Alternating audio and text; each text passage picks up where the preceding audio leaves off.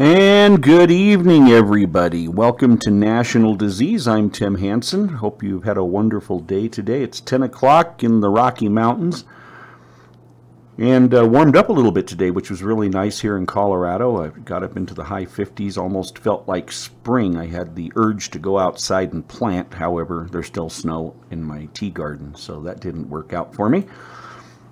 But anyway, I'd like to welcome everybody to the show. As I try and let everybody know, first of all, we are non-political in the aspect that I am neither a Democrat or a Republican. I'm an American.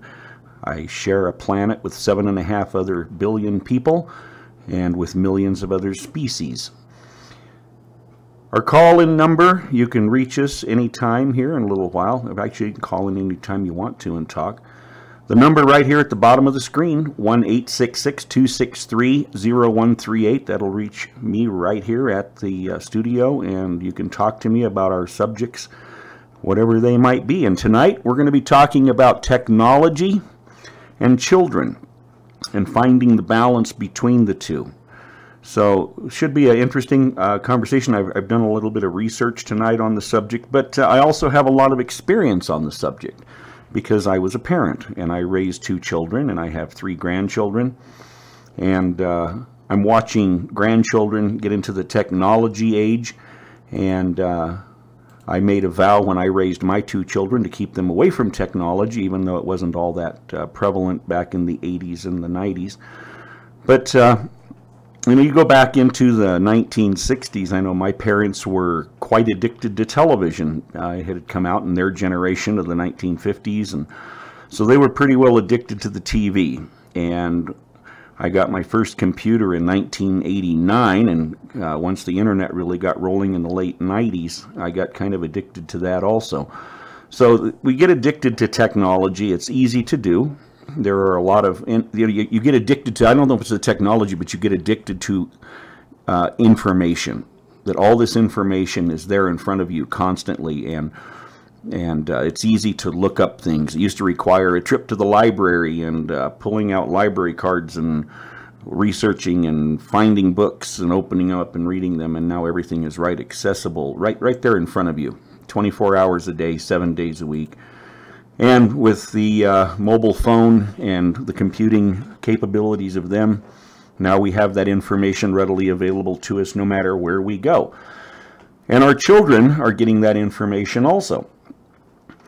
But there are pros and there are cons to technology and children, as I'm sure many of you who are parents know, and even if you are in that age group of being considered a child under the age of 18, I'm sure that even you can see how it is addictive, and you can't imagine life without it. So there needs to be a healthy balance. There needs to be a healthy balance. And there's a lot more to life than what's on that little screen or on that big screen. So we're going to talk a little bit about some of that and what some psychologists say, some studies that have been done. We're going to talk a little bit about that. And if you're a parent and have things you'd like to say about it, please give us a call. I'd like to talk to you too. If you're a professional in psychology, it would be great to talk to you. But anyway, we're going to move on a little bit here and kind of start chatting about it. You know, when you start thinking about that, well, just lost it.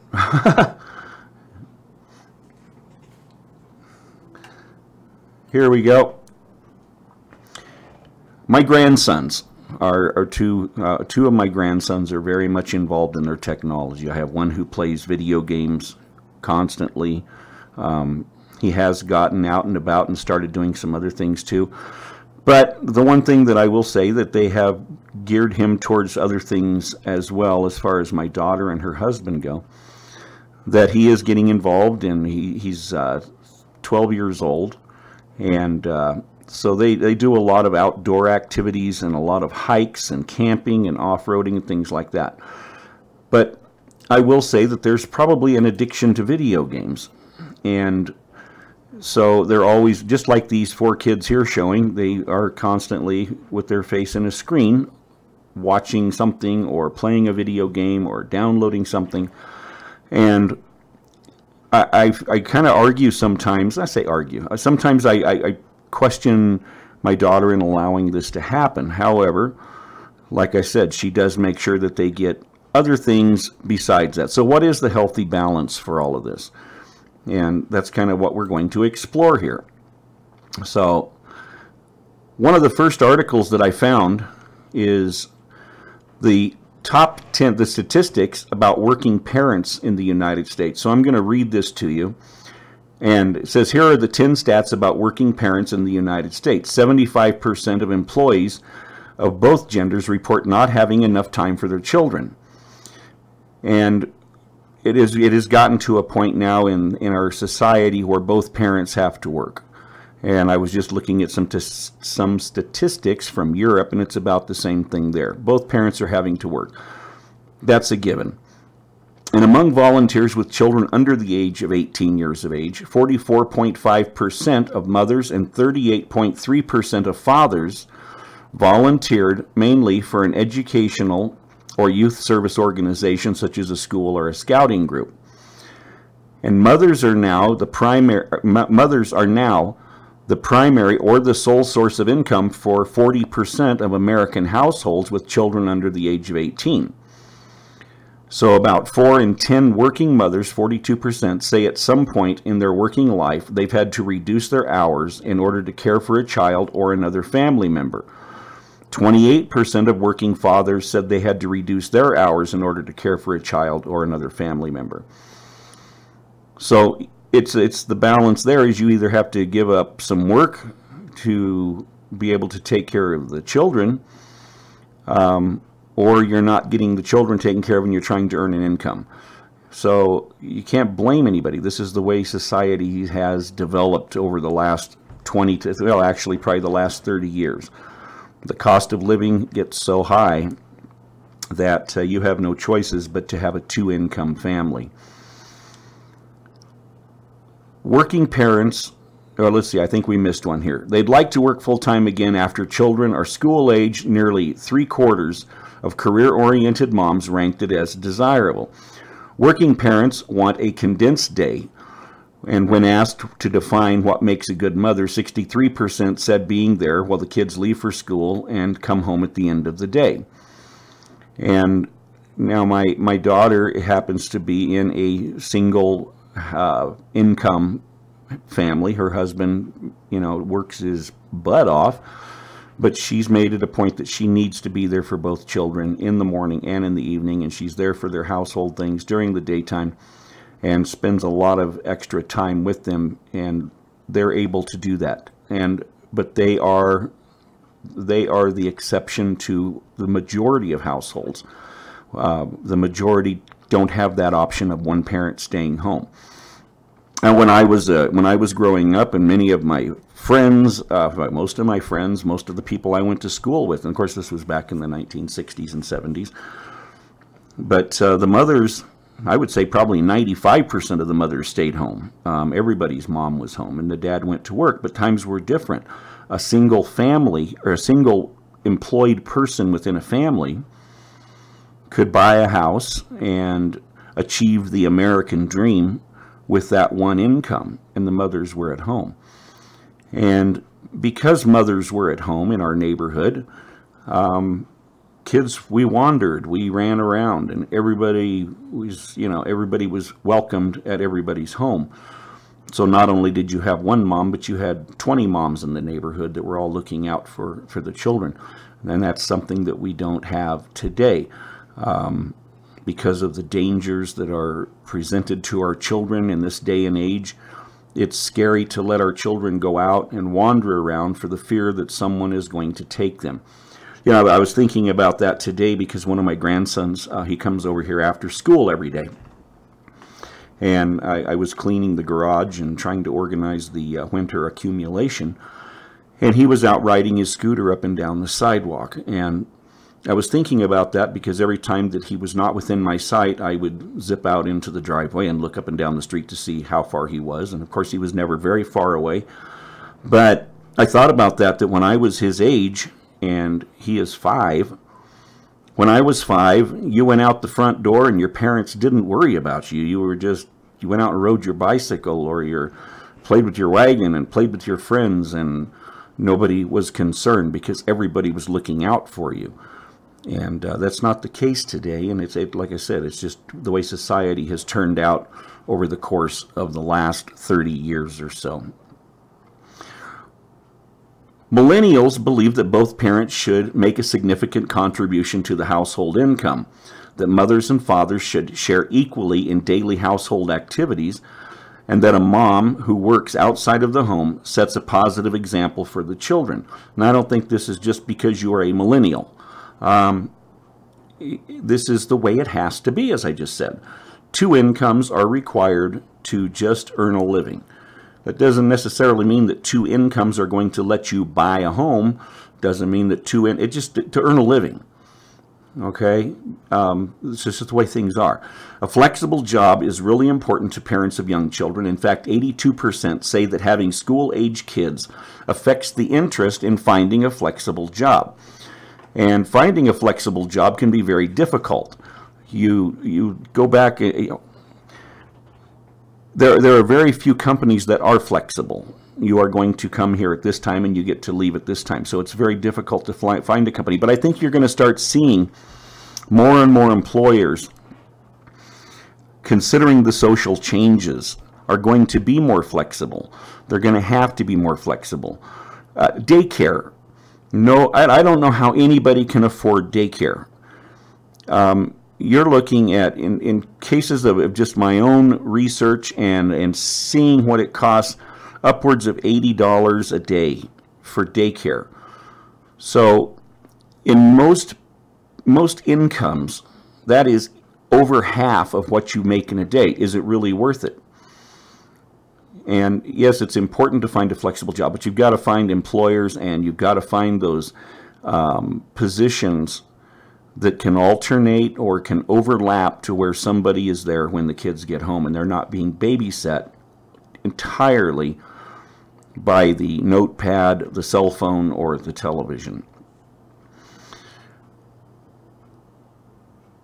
52% of parents want flexible work to manage their family responsibilities. So that's over half of Americans. They need that flexible income. So employers, you need to you need to look at your scheduling. You need to understand that people that have children also have home responsibilities, and it is up to employers to also to work with families, to work with people that have children, and schedule accordingly, because that's going to be a primary factor in the future for the sustainability of your company and being able to find help for the more people that have to enter the workforce as a dual workforce in a home. Here in Colorado, I pointed this out the other night, that a study was done, and it actually requires 2.5 incomes to support a household in Colorado. Our cost of living is astronomical, and 2.5 incomes. So somebody's got to have, 2 people in the house have got to have a full-time job, and somebody's going to have to hold down a part-time job, whether it's working remote from home or actually taking on another employer. But that's kind of where that is at this point in time. So, how about you? Is your employer flexible? Do you have balance, or can you find balance? Or what is making it work for you if you have children? How do you manage the time that you are spending with them? So this right here is about technology and children. And so what's happening is our children are getting into technology, and there are so many dangers. And there's a lot of good information. There's a lot of educational information in technology. Children are learning how to do their research. Children are learning how to problem solve with technology, but too much of it can be too dangerous. Too much of anything, doesn't matter what it is, too much of anything is not good. So, according to Child and Family Blog, and I found this right here, the long-term impacts of play deprivation during early childhood development includes isolation, depression, reduced self-control, and poor resilience. And this is what a lot of people are finding as their children progress in age and have had so much technology in front of them. Educators and parents and policymakers should all be concerned at the rapid decline in unsupervised free play for children, which may damage early childhood development and later social and emotional learning, according to research. Sustained moderate to severe play deprivation during the first 10 years of life appears to be linked to poor early childhood development, leading to depression, difficulty to adapting to change, poorer self-control, and a greater tendency to addiction, as well as fragile and shallower interpersonal relationships. Play deprivation in childhood has come up in numerous interviews that I have conducted with some of America's most violent criminals. And it goes on to say, this emerging evidence is set against childhood environments where outdoor play has decreased by 71% in one generation in the US and UK. And play and family games are also on decline. Poverty and fewer opportunities to play are an endemic, particularly in inner cities. Joe Frost, the leading American scholar of play, contends that diminution, modification, and or the disappearance of play during the past 50 years is causing a public health crisis and a threat to societal welfare that may last for generations. I'm having a hard time because the script isn't very high here. And as you can see, I wear glasses. And this is something we've already known, something that I talk about with violence with children, is they're not learning how to solve interpersonal skills. When we didn't have these issues when I was growing up or when my children were growing up. There were fights, but they got together and they played together in the neighborhood or in school. And when they argued, they worked those things out. There wasn't violence involved. There might have been a fist thrown, there might have been a kick thrown, but there was none of the violence that we see today. And I think, in my opinion, when you start seeing children, I'm going to go back, and I hate using my grandson as an example, but that's what I get to go on because I have to, I'm around them. And the one thing that really troubles me is not just them, but other kids in their age group who so freely use the word kill. And they're playing the game, and I hear them, I killed him, I killed this, I killed that. Kill is a very final word, and so I get very concerned about all of these games, these video games, which are killing.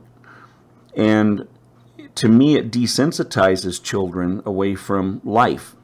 And they don't understand that problem resolution with your friends is easily handled, and to learn the art of argument. And I don't think kids know the art of argument.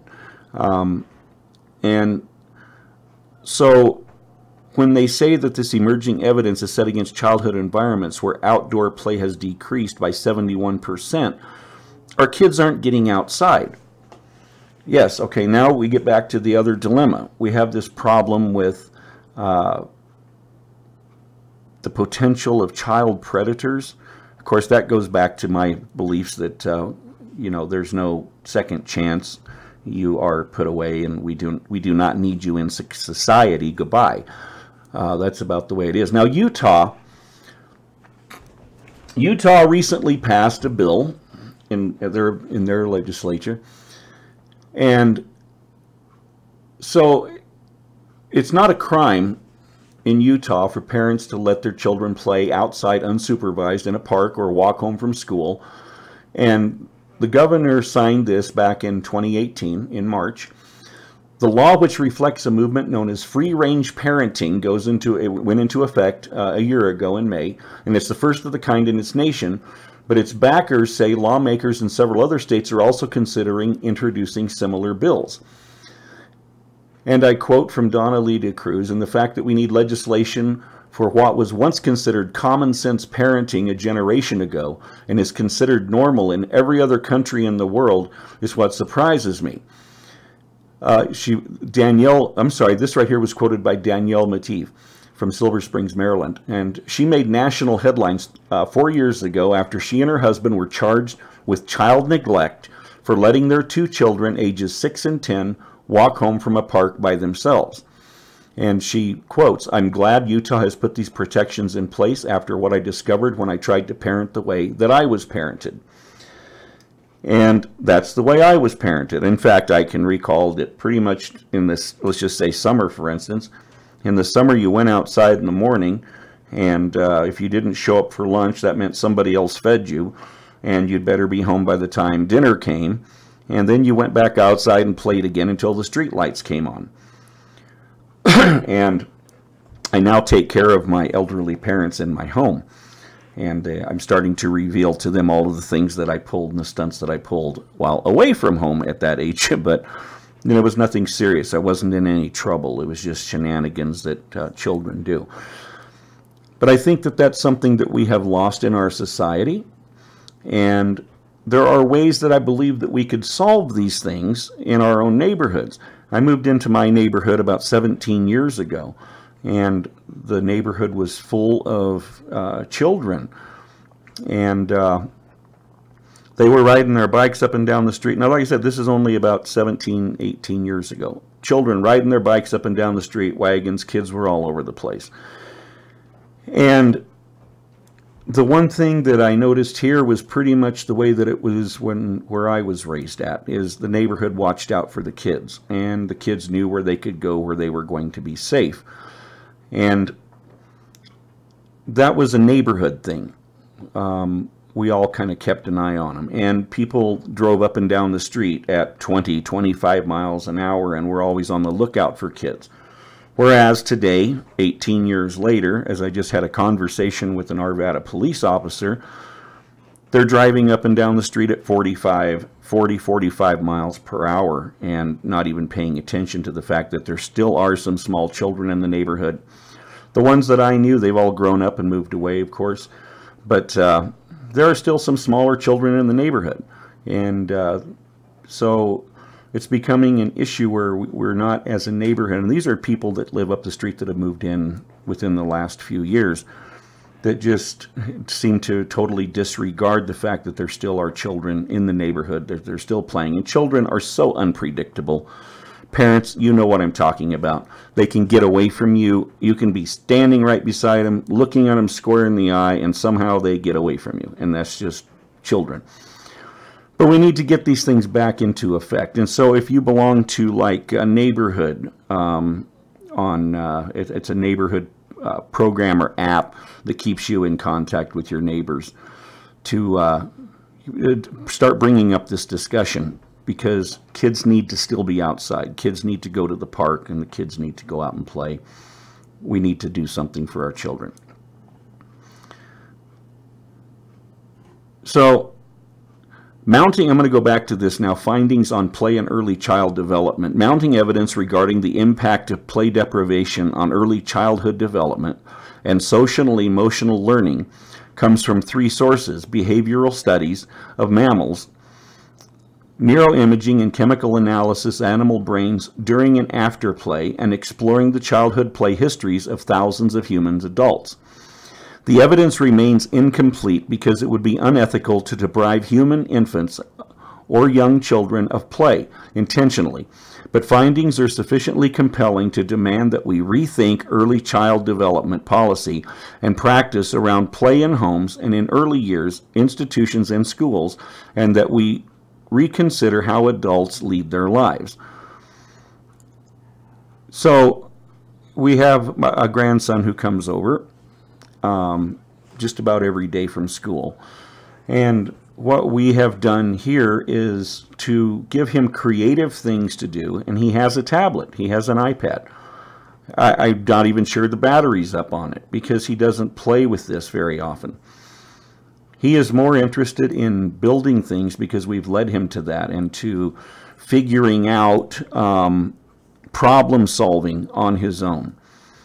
And I can, one thing that he did here a few months ago is he had his Hot Wheels cars, and I said, I got you a track for Christmas a couple of years ago. Do you still have that? And he says, no. He says, I think my mom threw it away. And I said, well, I'll have to get you another one. And he says, I could make one. And I said, okay, how are you going to make one? And he thought about it, and he says, I know, cardboard. And about an hour later, he had made his own Hot Wheels track out of cardboard and had problem solved this by himself. And so we work on this with him every day, is problem solving in a creative way, learning to do other things that are not technology related, except when it comes down to learning, for like his letters and his basic things that he learns in school. But we're also teaching the paper way of doing it for his math and for his letters. But his creativity is just spiraling out of control, because now he is constantly wanting to build something. He is constantly wanting to create something, and he's not satisfied until he has created something or built something. And this is a daily thing. And I have a room in the basement that is getting full of creativity, which I'm proud to have around. But that was because we started gearing him away from the tablet, which he was very much attached to before we started watching him after school. And now he could care less about the tablet and is just starving every day for more and more information on working with his hands and working with his mind and problem solving, creating, and building things. It's just, it's phenomenal. So the play primes the brain for social and emotional learning. There are parallels with severe play deprivation in individual humans, particularly young children who find themselves unable to play because, for example, they are caught up in wars, severe poverty, or abusive home settings. When these children do not play normally, they may have a real difficulty joining in with human tribe and recovering from their experiences. That's because belonging to your own social group is a complex social and emotional learning experience catalyzed by play. When they reach elementary school, severely play-deprived children may have learned the complicated languages of play, which harmoniously bring together the cognitive, emotional, physical, and social elements that are all necessary for personal competence in playing. The social and emotional learning that allows safe play between kids occurs slowly. A child who has not had early experiences in healthy play may overdo the play process or may simply not understand what is going on. These children can become isolated or bullied, or they may become bullies themselves.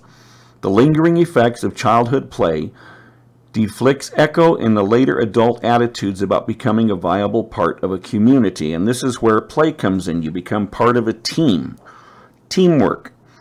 And when you are playing as a child, you are learning teamwork. You are learning to cooperate with each other. And how many of you in offices have ran into those people in an office that just simply cannot get along with anybody?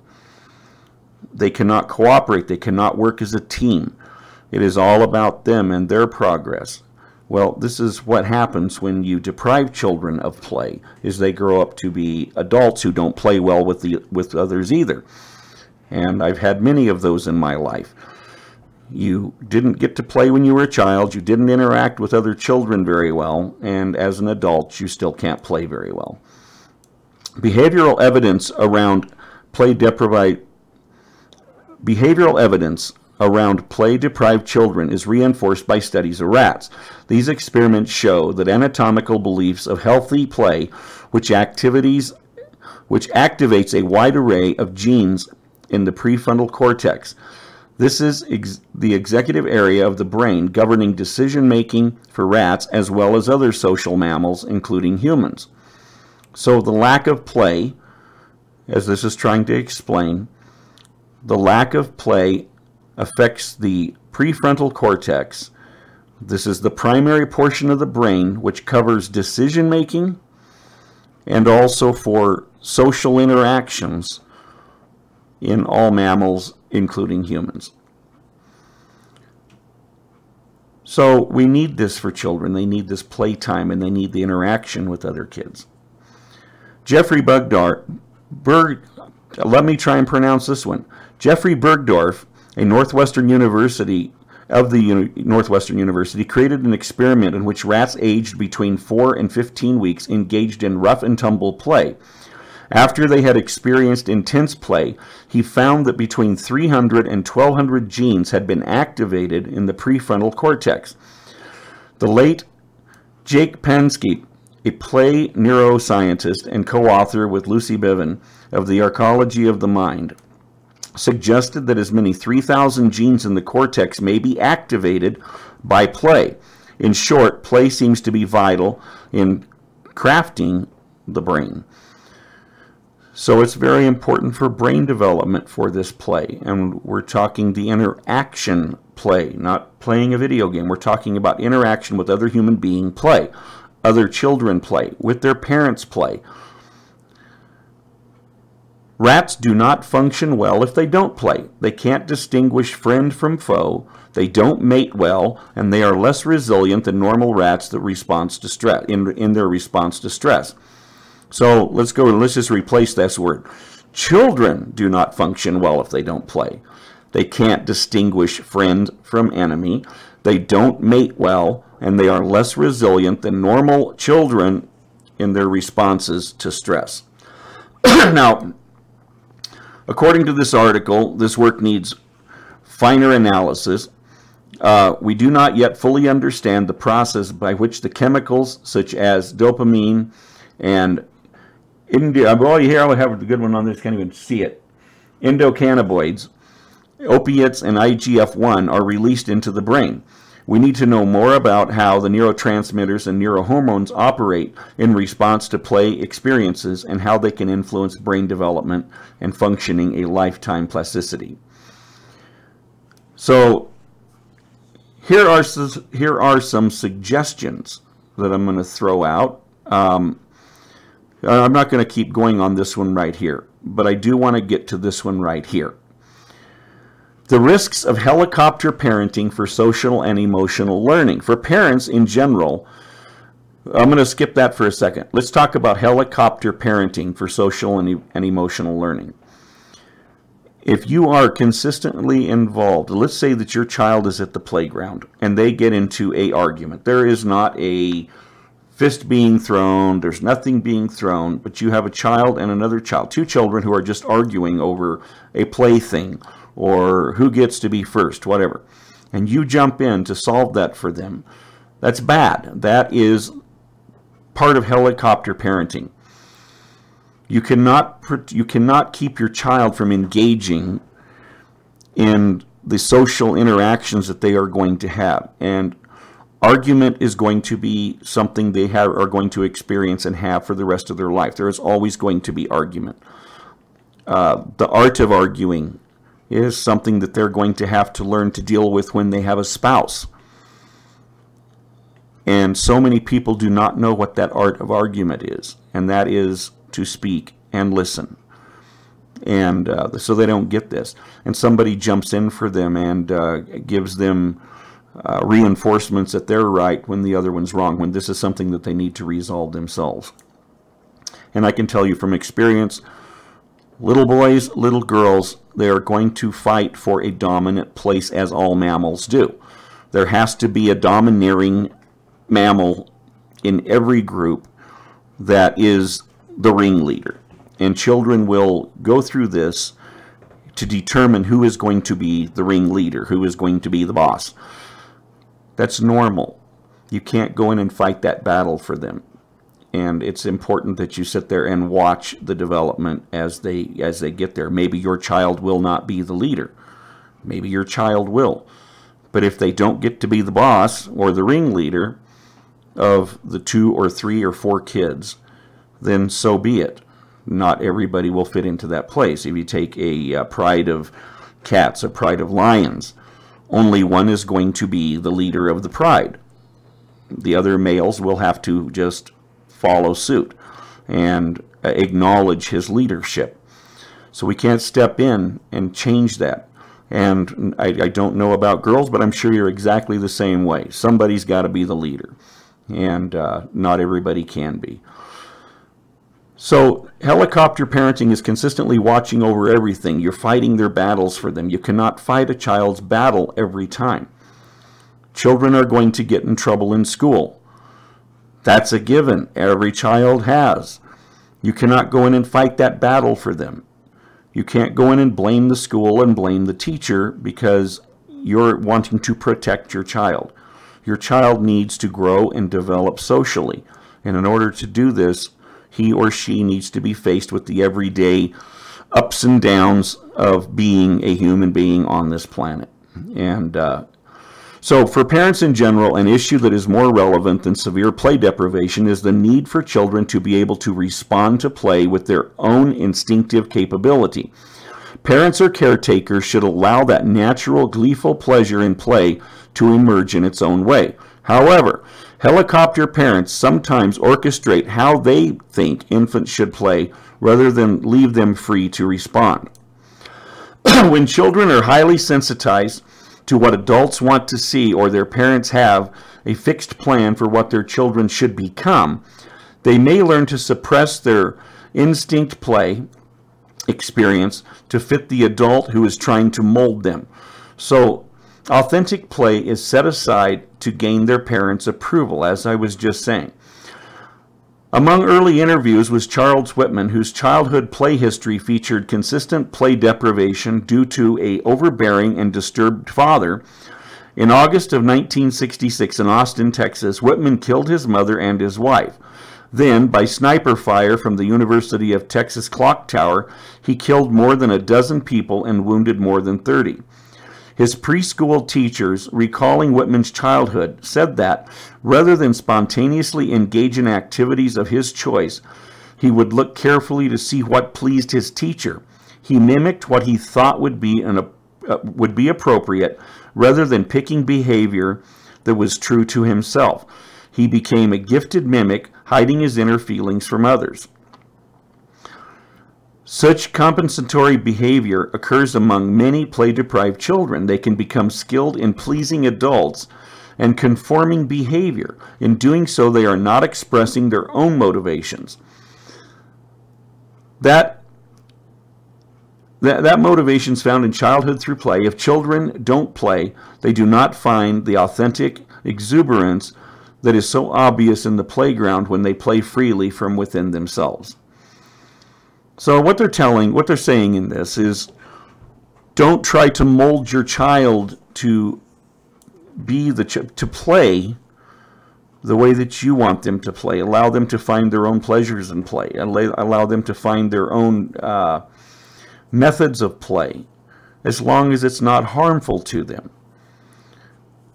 My rule in my backyard is with raising my children and even my grandchildren is, if it's not, you analyze it and you say, are they going to get hurt? Are they going to hurt someone else? If the answer is no, let them play. Sometimes even if you know they're going to get hurt. I have told one grandson that he's going to climb the tree, which is fine, but eventually he's going to fall out and get hurt. And he has a few times, and he continues to climb the tree, but he's also learned what his limits are. But I knew that his fall, which was only maybe 5 feet, 4 feet, wasn't going to kill him into a pile of leaves that's raked up to the bottom of it anyway. So those are things you learn.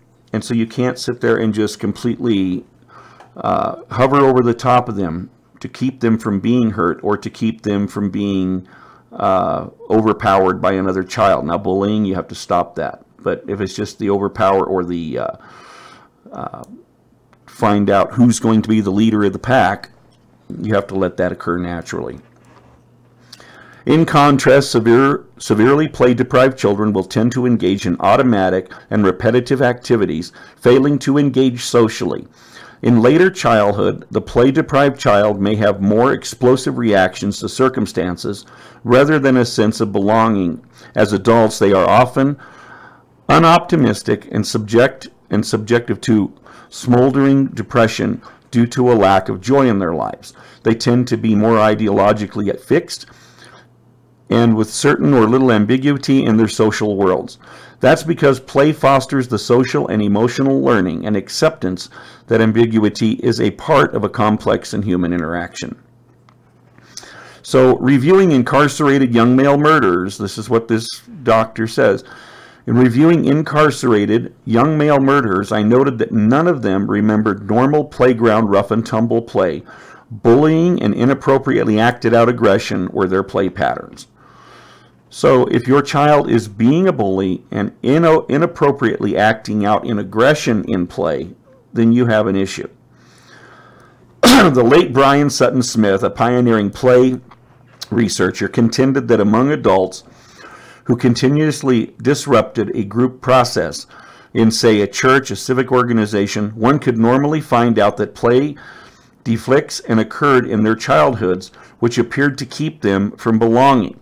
This disrupted early childhood development, created a lack of social skills, and made it difficult for them to participate in tribal sharing and cooperative activity in the adult unit. Again, we get back to they don't have any teamwork. They can't work well with others. So I am going to take a short break and give you back to you in about 1 minute.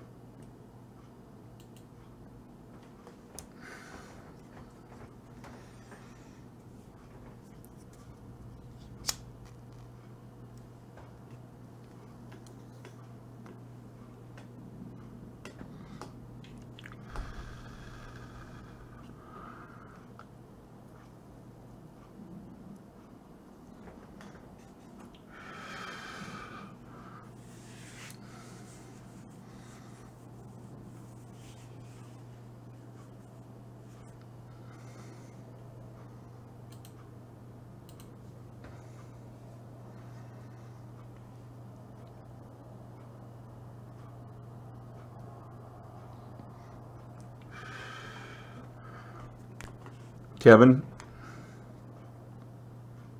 Yes? How's it sound?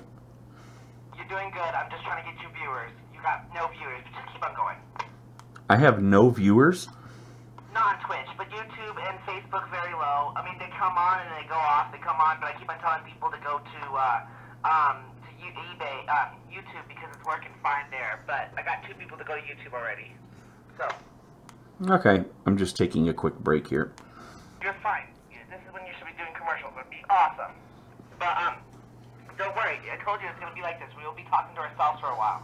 But we'll get it going. Just trust me. Oh, I am. Well, get back up and going. I've got my family to get on. I'm like, get on it now, bitch.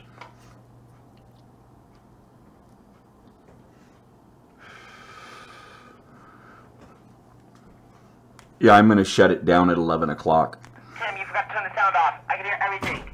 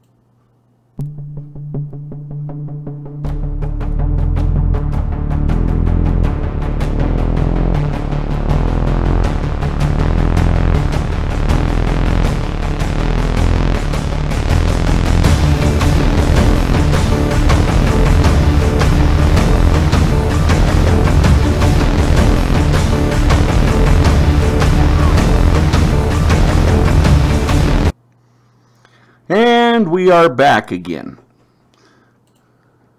How's everybody doing? You have the sound on.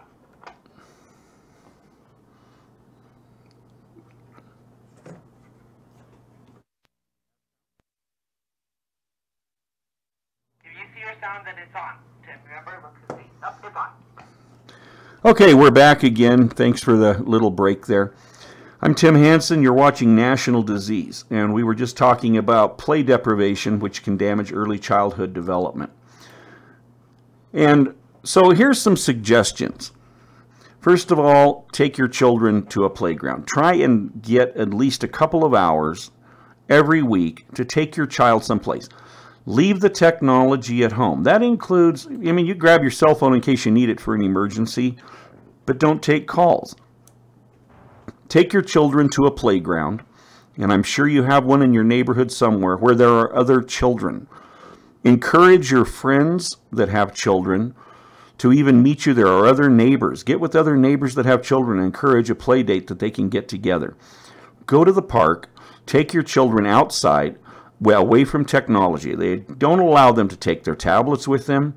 Don't allow them to take their phones with them. It is interaction time with other children.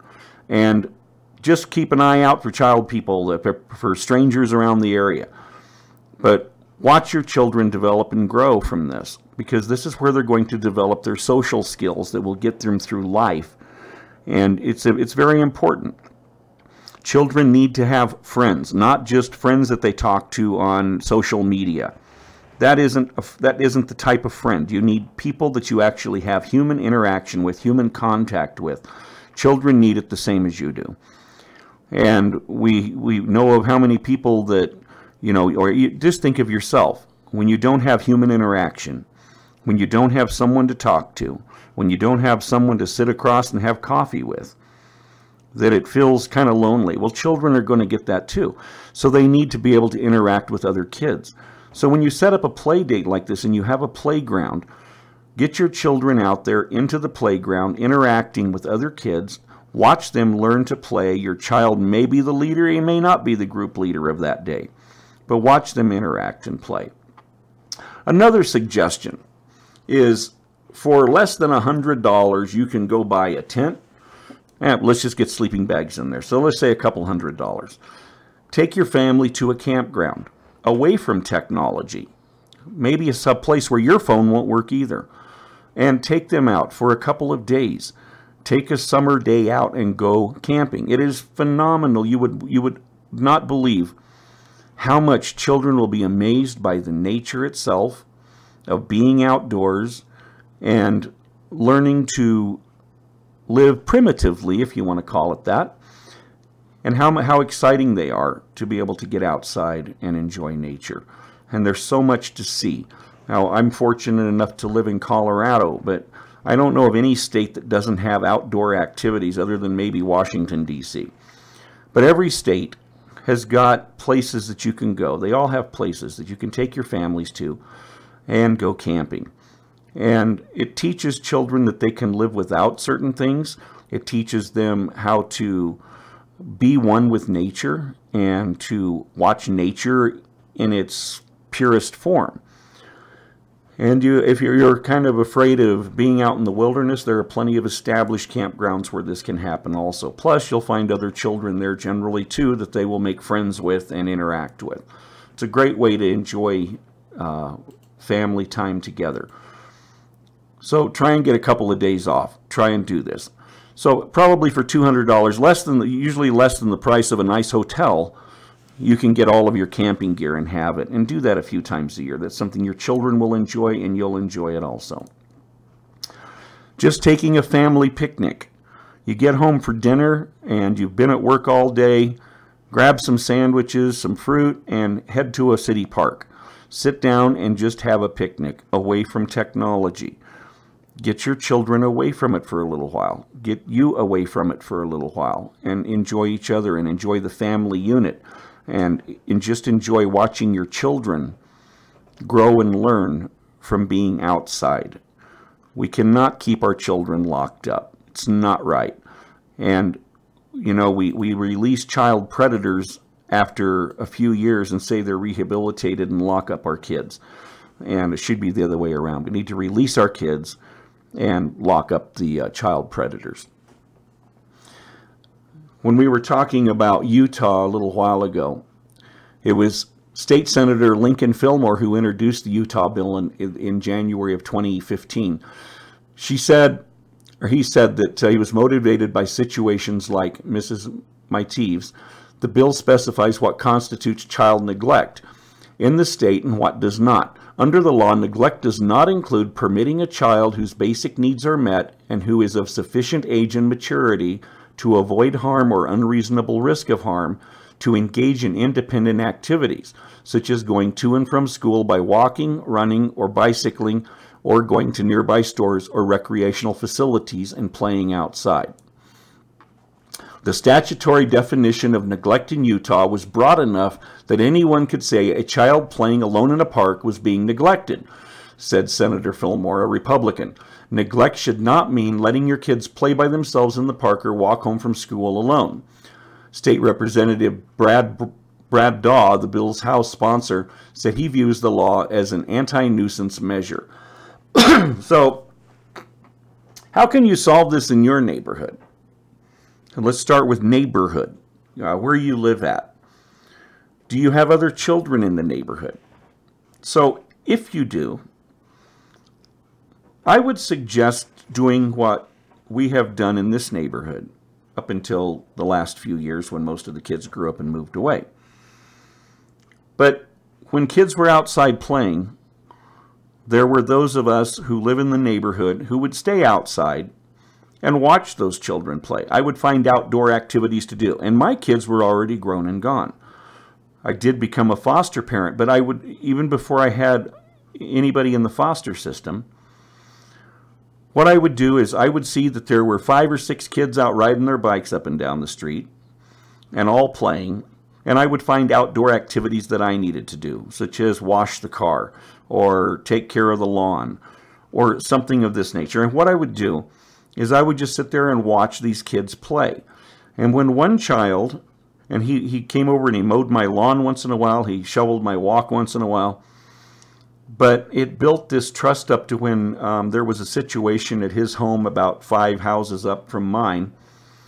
He came to my house for assistance and came to my house for help because he knew I was going to be there. And so you need to make sure that you have children to know which house in your neighborhood has somebody at home, that when you see children outside playing, leave your front door open so they can see that your door is open, that if they need anything, and it doesn't hurt to let the children know. If you need anything, you can come here and tell other parents that. So that way you can point out the homes in your neighborhood where you know people and you trust them to be able to watch them. And so if it's your children outside playing, that maybe other neighbors are out there watching too. The more eyes, the less chance anything is going to happen. And we all have things that we need to do outside. So even if it's not your child, step outside, find something to do out there. You might have weeds to pull in the flower garden. You might have a lawn to mow or trim, wash the car, or maybe you just want to sit on your front porch and drink a glass of lemonade. It takes a village to raise a child. Make your neighborhood your village. Everybody work together to raise the children because it can be done. But it takes a little bit of organization and trust in the neighborhood, and you have to get out. How many people do not even know who their neighbors are? Get outside and say hello. If you don't know who your next door neighbors are, I mean right to your next door, either right, left, or if you only got one, introduce yourself. Get comfortable with these people. Get comfortable with the people who share the same street you live on. And find out who has children and where they belong. That is our civic duty as parents, to watch out for our children in our neighborhood. It takes a village to raise a child. And once you do that, maybe you can organize with other parents in the same neighborhood that have children just an afternoon of playtime with children in the neighborhood. Maybe somebody could host those children to your backyard. But children need to intermingle. They need to know where they can go. They need to make friends in the neighborhood. They need to know whose parents' house that they can go to. And as I said, I have a grandson that I take care of every afternoon. He knows of people in this neighborhood that he can go to if he were to need help. And he has friends up the street, about 4 or 5 houses that are close to his age. He knows their mother knows us. And he knows that he can go there if it were something bad that were to happen or if he needed anything. And most of the people in my neighborhood know where he is and know where he belongs within at least 4 to 5 houses on either side. So it's very important that we work as a community to take care of our kids. So organize a community play day or a neighborhood play day. That's what this picture is all about. Get the kids in the neighborhood outside playing, and everybody take the responsibility of looking out for them, and let kids know that they have a safe place to go with other parents that are in the same neighborhood. Technology is fine. There is nothing wrong with the technology. It is given an advantage to many children, particularly children with, well, I'll say not particularly, but even children with disabilities. Technology has helped them to be able to learn in unconventional methods that was not available for teachers to teach. So it's not a bad thing, but too much of it is a bad thing. And it is destroying your child's creativity. It is destroying their social ability to mingle and to learn how to deal with other human beings. They need this playtime, and it's time to release the children. Let's do as Utah does. Let's have our children be free-range children. And even if you don't have children and you live in a neighborhood, take the responsibility to stand outside and watch them play. Be visible so they know who you are. Introduce yourself to parents, so that way parents know who you are. You need to build that trust. And if you have people of questionable, if you have someone in the neighborhood who's of questionable personality that you think you should be worried about, then by all means, do not hesitate to warn your children to stay away from those people. And yet those things need to be placed in your child's mind too, is not to trust strangers. But you, as the parent, need to get to know who your neighbors are, so that way you know who your children are being watched by as they're just playing and interacting with each other in the city. So, that's going to wrap us up for tonight. Whoop, I lost myself here somewhere. There I am. So, this is going to wrap it up for tonight. And I appreciate everybody for watching.